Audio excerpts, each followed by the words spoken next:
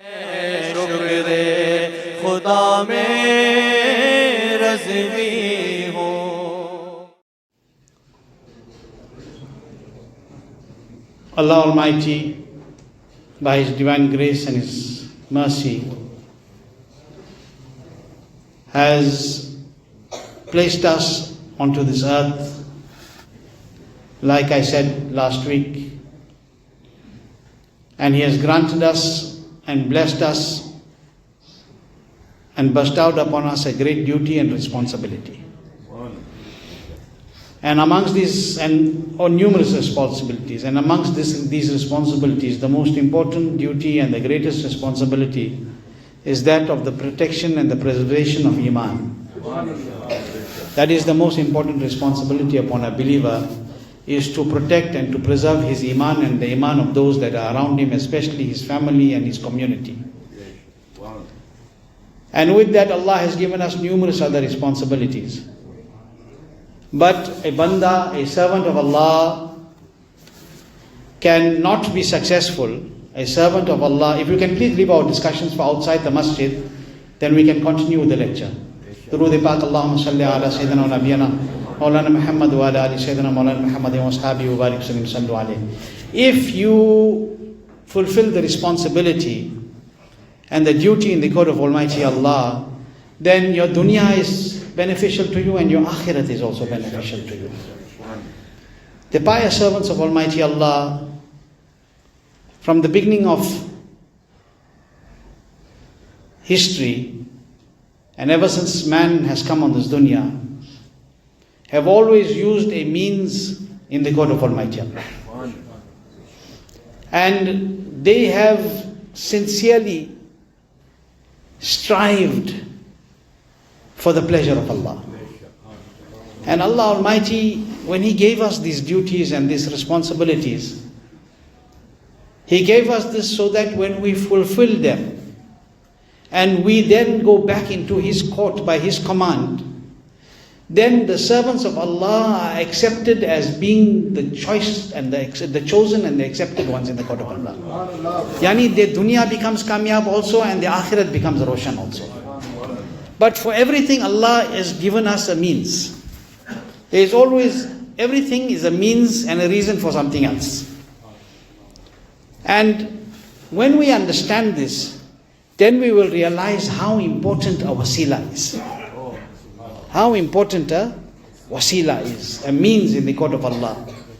And we all know that there is no greater wasila than the beloved Rasul Sallallahu Alaihi Wasallam. And you have the wasila of your parents and your mashayikh and your ustads and your amal and all the other good things. All the virtuous things are wasilas. They are means in the court of Allah. And these means allow you to fulfill your responsibility and become closer in the court of Almighty Allah. But the greatest of all of them is the beloved Rasul Sallallahu Alaihi Wasallam. And whenever people have gone through difficulties in life, whenever the believers have gone through difficulty in every zamana, in the time of every Nabi, what did they do? They used their means. They made dua through means. Whatever blessed, virtuous means they used. And because of that, Allah Almighty accepted it. Now, in Jummah time is limited, but I'm going to give you the gist of a narration today, one hadith sharif. The essence and the gist of one hadith sharif. And Hazrat Sayyidina Imam Bayhaqi radiallahu anhu has quoted this hadith. And it is reported in this hadith that Hazrat Sayyidina Imam Zuhri reports from Hazrat Salim ibn Abdullah. Hazrat Imam Zuhri reports from Salim ibn Abdullah radiallahu anhu, and he says that indeed Hazrat Abdullah ibn Umar said, Salim ibn Abdullah says that indeed Abdullah ibn Umar said that I heard, Abdullah ibn Umar says, I heard Rasulullah sallallahu alaihi wasallam saying. Okay, Imam Zuhri takes from Salim bin Abdullah, he takes from Hazrat Abdullah ibn Umar, and he says Hazrat Abdullah ibn Umar said that I heard Rasulullah sallallahu alaihi wasallam saying that a group of 3 people were once on a journey. Rasul Sallallahu Alaihi Wasallam said, this is hadith. Rasul Sallallahu Alaihi Wasallam said a group of 3 people were once on a journey, and Nabi Sallallahu Alaihi Wasallam said that these people that I am talking about were a nation which came before you. So it was from the past ummahs. So Nabi Sallallahu Alaihi Wasallam said a group of these 3 people were traveling, and while traveling, they decided to take refuge in a cave one night so that they could rest, so that they could make some aram. So they took the refuge of a cave at night. Not like today where we have all the luxuries of this modern world. They traveled through the mountains, they traveled through deserts, they traveled through difficult paths for the pleasure of Allah. So they were people from a past nation. There was a group of the 3 of them, and who is saying this? Nabi Sallallahu Alaihi Wasallam. Nabi Sallallahu Alaihi Wasallam is telling about this past nation and 3 people from amongst them, that they were traveling and then they took refuge one night in a mountain cave so that they could rest. And when they went into the cave, what happened? When they went into this cave, as the 3 of them entered the cave, Nabi Sallallahu Alaihi Wasallam is saying, keep this in your mind. Nabi Sallallahu Alaihi Wasallam saying, when they entered the cave, what happened? A huge rock, a huge part of the mountain broke. And it fell and came and blocked the entire mouth of the cave. And 3 of them are inside. 3 of them are inside this little cave. And this huge rock broke from the mountain, the chatan, and it came and blocked the mouth of the cave. Can they come out? None of them have the strength to move that rock. They can't do anything. So Nabi Sallallahu Alaihi Wasallam said that when this happened, these were believers of the past nation. So they said to each other that indeed, qasam by Allah, there is nothing which can save us now. In other words, we are entrapped. We are blocked by this rock. Except that each of us should take the wasila of one of the virtuous things we did in our life. Except that each of us should take the wasila of one of the virtuous good deeds, neck thing which we did in our life, and then through that we should make dua in Allah's court. No direct situation even then. We should make dua in the court of Allah Almighty. And we should make dua that if we have done that deed solely for seeking the pleasure of Allah, not for show, not for anything else, for Allah, then Allah should accept our dua and allow us to come out of this cave. Because there was no way for them to come out. Huge rock. So Rasul Pak Sallallahu Alaihi Wasallam says that one from amongst them said, my parents were very old, and I would never serve anyone in my house milk at night till I didn't serve my parents. Learn the adab of mother and father. Learn the adab of parents. Rasulullah Sallallahu Alaihi Wasallam is saying that this person said, the first person now when he was about to make dua, one of the 3, he said, at night I had old parents, but until I didn't serve the milk to my parents to drink, I never used to give it to anybody else. And it is elaborated. Nabi Sallallahu Alaihi Wasallam said, to the extent that I did not serve it to my wife and my children and my servants or anybody in the house. First I served my parents, my old parents. He says, once I went out in search of trees. For in those days they cut trees and wood, not stove, nothing. So he says, I went in search of trees one day, and while on the search I came back very late. And when I got back, I'm being brief, I'm giving you the gist of the narration. Nabi Sallallahu Alaihi Wasallam saying, he says, that man is saying that when he came back, he says, I got back and I went and I milked the animals, not like you open your fridge and take out the milk. Look at their zindagi. He milked the animals. Imagine today you tell your son, go and milk the cow and come in. Or tell your children, go do this. They pagal ho gaye. You know why? They don't value this. They've got everything too easy today, our children. So he went and he milked. Nabi Sallallahu Alaihi Wasallam said, he says that I milked the animal and then I took the milk and I went to give it to my parents, although I was late. But when I entered their room, I found them sleeping. I found them sleeping. So he says, Nabi Sallallahu Alaihi Wasallam says, the man said that I held the bowl of milk in my hand and I stood there the entire night. Didn't move, because what if they woke up in the middle of the night? Stood there the entire night, and when the first light shone and the rays of light entered the room, my parents' eyes opened and they got up. And when they woke up, I presented that milk to them. He stood the entire night. How many of our children would? How many of your sons will do this? How many of you will do it? Think about it. So, he then says this entire waqia, Nabi Sallallahu Alaihi Wasallam is saying.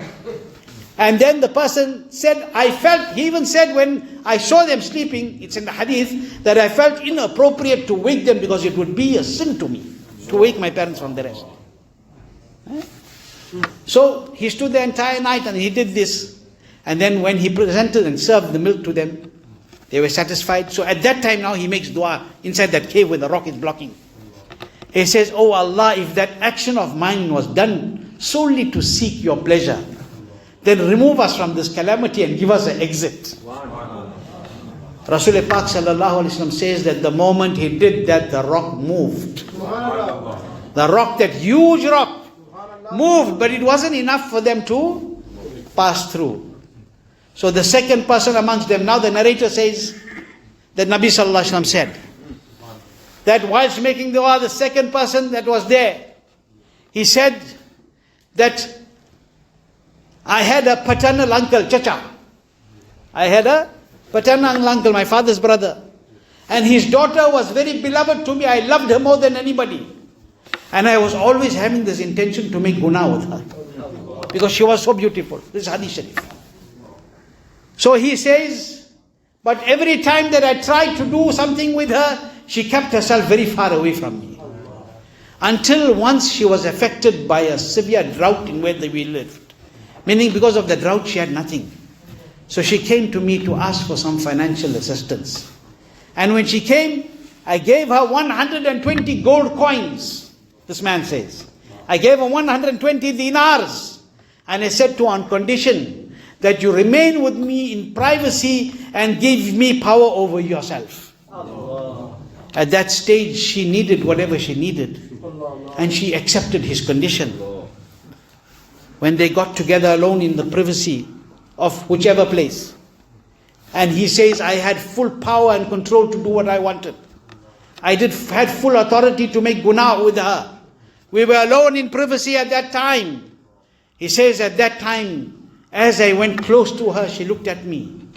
She looked at me and she said, it is not halal for you to break the seal without the right which is upon you. Or she said, without his right which is upon you. There are two things said in the Hadith Sharif.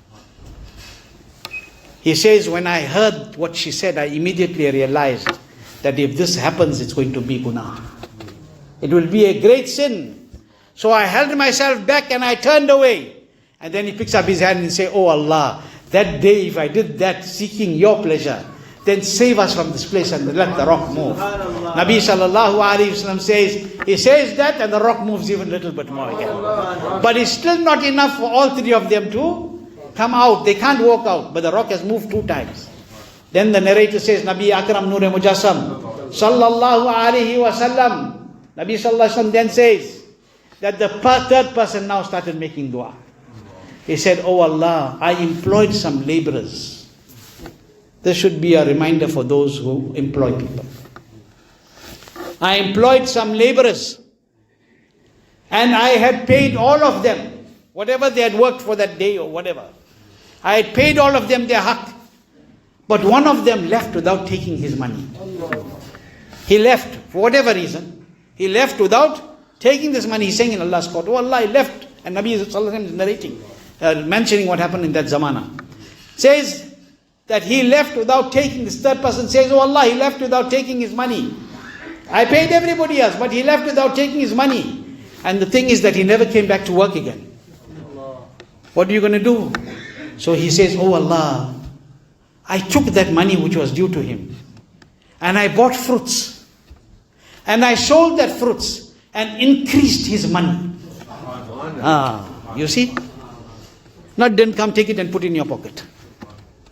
I took that money and I bought fruits. And I increased his money. In other words, I invested it for him. And I continued doing that until after a very long time he came to me. And he said, "O servant of Allah, where is my due? Where is that payment, that salary which you owed me for that day's work?" So he said, I said to him, "These camels, these horses, these goats, these ghulams, all are your salary." He said, "Do not joke with me." He said, "I am not joking. Whatever was due to you, I used it for you. And I made it such that all this becomes yours also." He said, then I took the wasila of that. And I made dua in the court of Allah. And I said, "Oh Allah, if I did this solely to please you, oh Allah, allow the rock to now move." And the rock moved completely. And the three of them walked out of that. Rasulullah sallallahu alaihi wasallam says. Now what does this tell you? And this hadith sharif Imam Bayhaqi radiallahu anhu has quoted in his Shu'abul Iman. And at the same time, this hadith has been quoted by Imam al-Bukhari radiallahu anhu. And Hazrat Sayyidina Imam Muslim radiallahu anhu has quoted this hadith from Abdullah ibn Abdurrahman. And he has narrated this hadith from Hazrat Abu Yaman radiallahu anhu. So this hadith is quoted so many times. And Nabi sallallahu alaihi wasallam himself tells you about this. Why is the Nabi telling you a hadith about the importance of using your deeds as a wasila?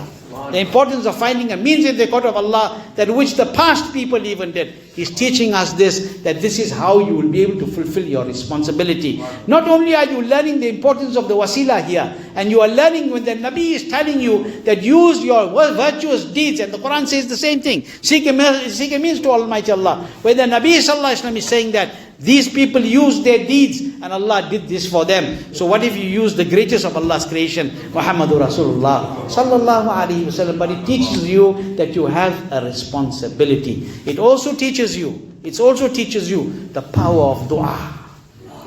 The power of dua. That when you make dua through wasila, your dua is accepted in the court of Almighty Allah. And it also teaches you the importance of being conscious of what is happening around you. Look at that person's adab for his mother. Look at that person who even shaitan was drawing towards guna. But when Allah gave him realization and tawfiq, he immediately stepped back. And look at that person who had the money of his worker, but he didn't go and squander and waste and use and abuse it, but he kept it and he benefited from it, so that he may benefit that person one day when he comes. Something to think about. It's food for thought. It's very important for us to understand how we should live our lives and how we should fulfill our responsibility and our duty that Allah has given us in the dunya. But as I said, your greatest responsibility is protection of your deen and your iman. Allah give us tawfiq khair. Allah keep us with iman. Let us leave this world with iman. Those who are in our community, Allah grant them shifa kamil, shaka ajil. All those that are going through any difficulty, Allah remove their difficulty. Special dua for all those who have passed away amongst the Ahl Sunnah, Allah exalt them in Jannah. Dua for the Muslims of Palestine. Don't forget, continue making dua for them. Allah ease the difficulties that they are going through and the hardships that they are going through. And Allah keep us all with iman. Let us leave this world with iman. Reminder that Alhamdulillah, we have received the proper shahadat of the sighting of the moon in person from direct witnesses. And Alhamdulillah, that means that Monday will definitely be Eid al-Adha. Hafizah will announce the times, etc.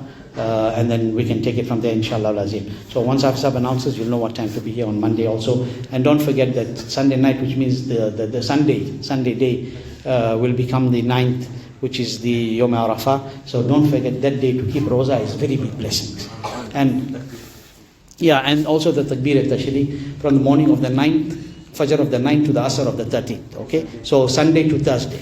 So continue with that as well. And just remember that on these days, if you make dua with sincerity, especially on that night of Eid, the night before Eid, whatever dua you make with that at that time with sincerity is accepted in the court of Almighty Allah. But don't forget the golden rule, wasila.